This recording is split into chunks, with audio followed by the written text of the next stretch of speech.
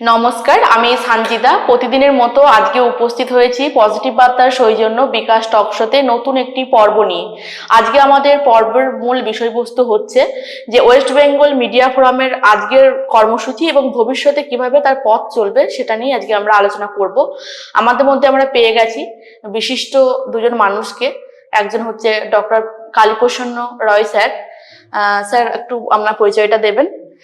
ধন্যবাদ। আর আমাদের মধ্যে উপস্থিত আছেন বৈশাখী মন্ডল ম্যাডাম। ম্যাডামকে আমি কিছু বলার জন্য অবশ্যই আবেদন করব। প্রথমেই আমি স্যারদের এবং ম্যাডামকে অবশ্যই বলবো যে স্যার, আজকে আপনার এই টক শোতে এসে কেমন লাগছে? খুবই ভালো লাগছে আপনি এসে, কারণ আপনাদের আমি আগেও দেখেছি যে আমরা ধারাবাহিকভাবে টক শো এই সময় করে যান, আমাদের লাইভগুলো দেখেছি, খুবই ভালো লাগে এবং খুবই প্রাসঙ্গিক আলোচনা যেগুলো আজকের দিনে দাঁড়িয়ে মানুষের জীবন চলাতে অত্যন্ত সাহায্য করে বা সাহায্য করবে বলে আমার মনে হয়। ম্যাডাম, আপনি যদি একটু আপনার মতামত দেন যে আজকের এই টক শোতে এসে আপনার কেমন লাগছে?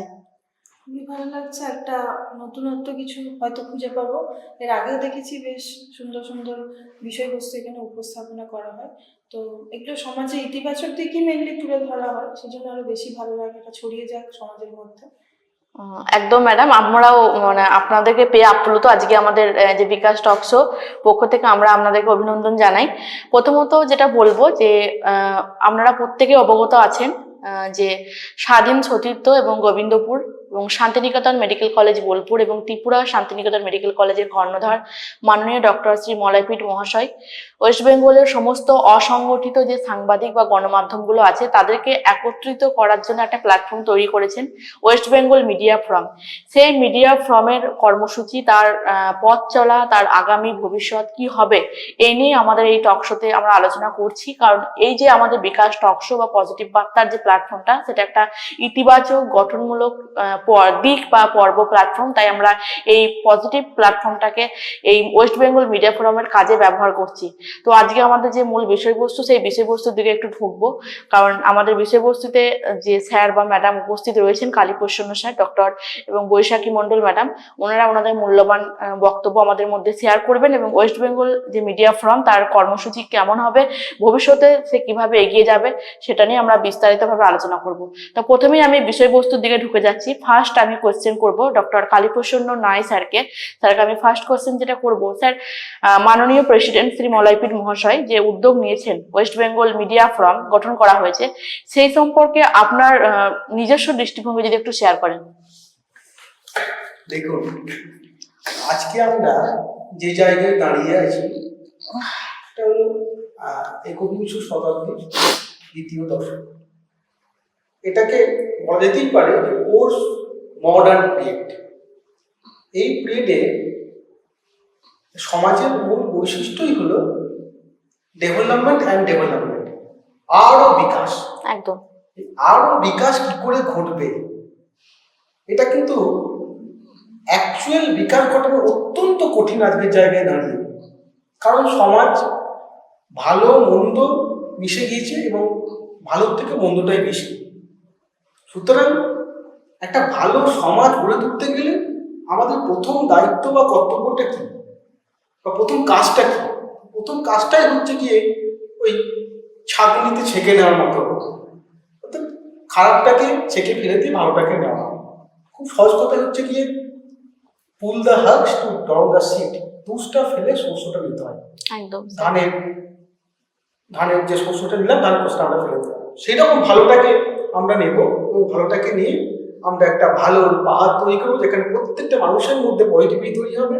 এর দ্বারা মানুষ, সবচেয়ে বড় কথা, মানুষ মেন্টাল যে পিস, মানসিক শান্তি পাবে এবং তার সঙ্গে সঙ্গে কিন্তু ব্যক্তিত্বের বিকাশ ঘটবে এবং সমাজে বিভিন্নভাবে উন্নতি ঘটাতে পারবে।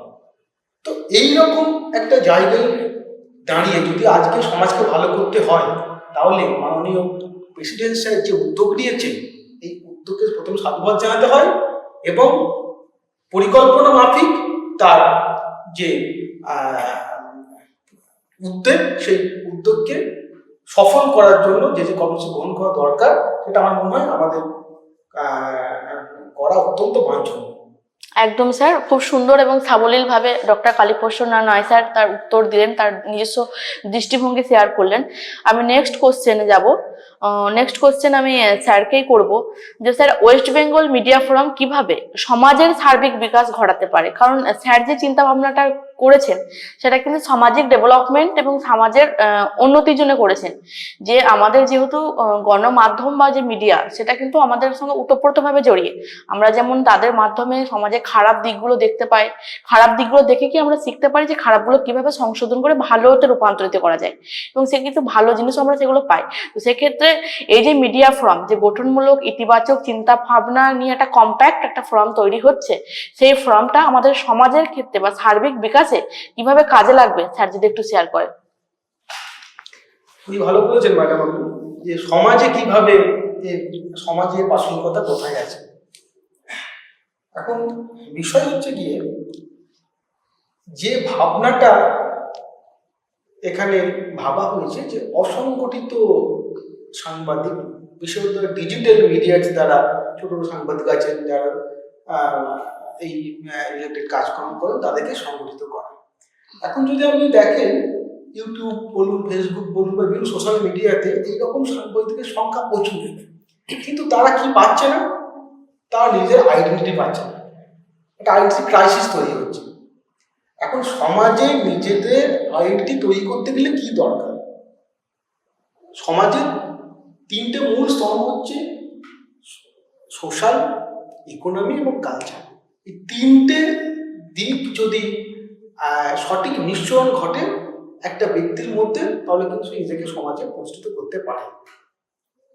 তো এখন এই জায়গায় দাঁড়িয়ে এই সমস্ত অসংগঠিত মানুষরা যদি তাদের নিজের কর্মের খোঁজ পায়, কর্মের সন্ধান পায়, নিজেরা সমাজে প্রতিষ্ঠা পায়, তাহলে কি হবে না, স্বাভাবিকভাবেই তারা ইকোনমিক্যালি সেট আপ হবে, সমাজে তারা নিজেদেরকে নিজেদের একটা পরিচিতি খুঁজে পাবে, এবং তার সঙ্গে সঙ্গে তাদের কি হবে না, কালচারালি তারা ডেভেলপমেন্ট ঘটবে, কালচারালি তারা বিকাশ ঘটবে, তার সংস্কৃতি মনস্ক হয়ে উঠবে।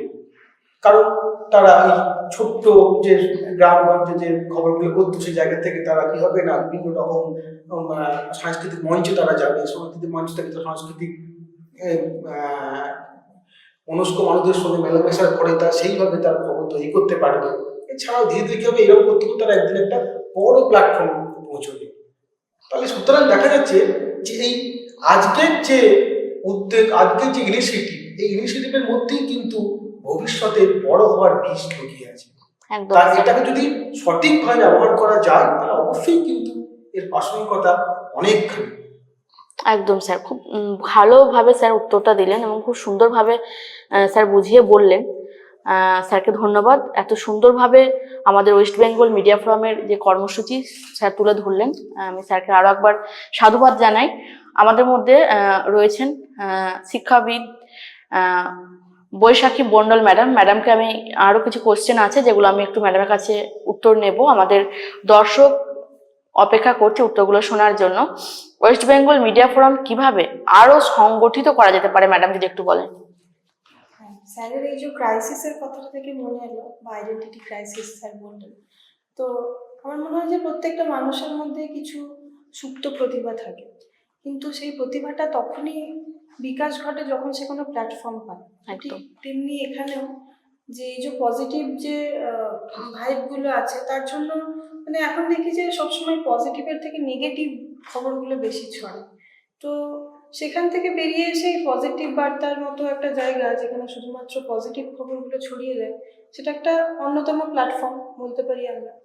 তো সেগুলো যে বিভিন্ন ফোরামগুলো আছে তাদের এক একটা মানে নির্দিষ্ট কিছু প্রিন্সিপাল আমার মনে হয় হওয়া উচিত, এবং সেই প্রিন্সিপালগুলো শুধু হওয়া না, মানে সেগুলো যাতে ঠিকঠাকভাবে ফলো করা হয়। যদি ফলো করা হয় তাহলেই কিন্তু পুরোটা একটা হলিস্টিক ডেভেলপমেন্ট হবে। এবার সেক্ষেত্রে একটা জিনিস করা যেতে পারে আমার মনে হয় যে সেখানে একটা কন্টিনিউয়াস কম্প্রিহেন্সিভ ইভ্যালুয়েশন যদি আমরা 6 মাস পর পর করি, তাহলে প্রত্যেকটা ফোরামের কতটা ডেভেলপ হচ্ছে বা কতটা তার বিকাশ ঘটছে সেটা আমরা বুঝতে পারবো। একদম ম্যাডাম, খুব সুন্দরভাবে সাবলীলভাবে ম্যাডাম উত্তরটা দিলেন।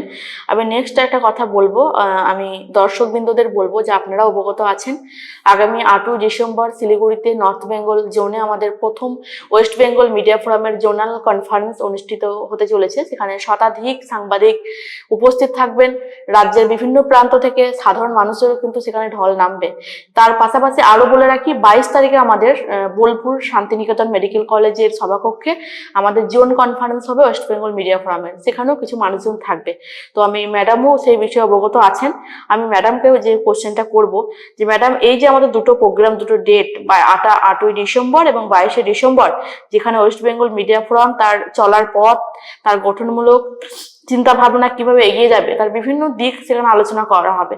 তো সেক্ষেত্রে যে সাফল্যমণ্ডিত করতে গেলে একটা আলোচনা সভা বা একটা কনফারেন্স, কি কি কর্মসূচি গ্রহণ করা যেতে পারে ম্যাডাম, যদি একটু বলেন।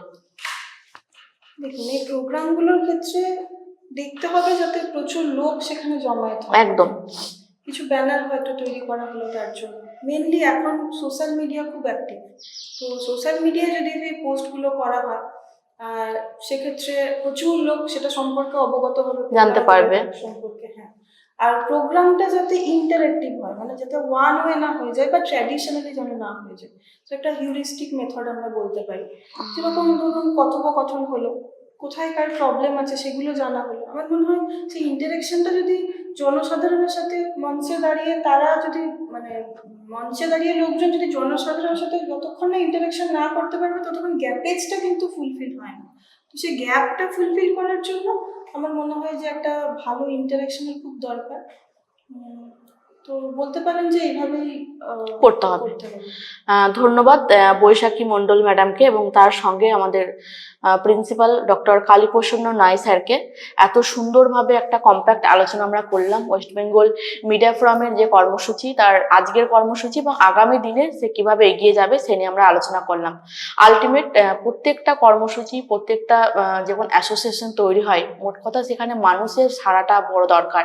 যেখানে সাধারণ মানুষ সায় দেয়, সাধারণ মানুষ যেটাকে গ্রহণ করে, সেটা কিন্তু থেমে থাকে না, সেটা অনেকটা এগিয়ে যেতে পারে। তো সেক্ষেত্রে মাননীয় প্রেসিডেন্ট ডক্টর মলয়পীঠ মহাশয় যে কর্মসূচি গ্রহণ করেছেন ওয়েস্ট বেঙ্গল মিডিয়া ফোরাম, যার জোনাল কনফারেন্স, জোন কনফারেন্স বিভিন্ন জায়গায় গঠন হচ্ছে এবং ইতিমধ্যে ওয়েস্ট বেঙ্গল মিডিয়া ফোরাম 5টি জোন গঠন করে ফেলেছেন এবং রাজ্যের বিভিন্ন প্রান্তে আরও জোন গঠিত হবে এবং পরবর্তীতে এই ওয়েস্ট বেঙ্গলকে দেখে বা ওয়েস্ট বেঙ্গলের মিডিয়া ফোরামকে দেখে বাকি স্টেটগুলো কিন্তু এটাকে ফলো করবে, আমরা এটা আশা রাখি। স্যারে যে কর্মসূচি নিয়েছেন, একটা ইতিবাচক প্ল্যাটফর্ম গণমাধ্যমকে তিনি উপহার দিচ্ছেন। প্রত্যেকের উচিত সেই প্ল্যাটফর্মটাকে সুযোগ হিসাবে গ্রহণ করে সেটাকে সঠিকভাবে ইউটিলাইজ করা। তাই প্রত্যেককেই বিকাশ টকশোর পক্ষ থেকে, এই প্ল্যাটফর্ম থেকে, আজকের এই মঞ্চ থেকে আমি আবেদন করব যে আপনারা অবশ্যই 8ই ডিসেম্বর এবং 22শে ডিসেম্বর যে জোনাল কনফারেন্স আছে সেগুলোতে অ্যাটেন্ড করুন এবং ওয়েস্ট বেঙ্গল মিডিয়া ফোরামের সঙ্গে থাকুন। আজকের মতো আজকের এই পর্ব আমরা এখানেই শেষ করলাম। ধন্যবাদ।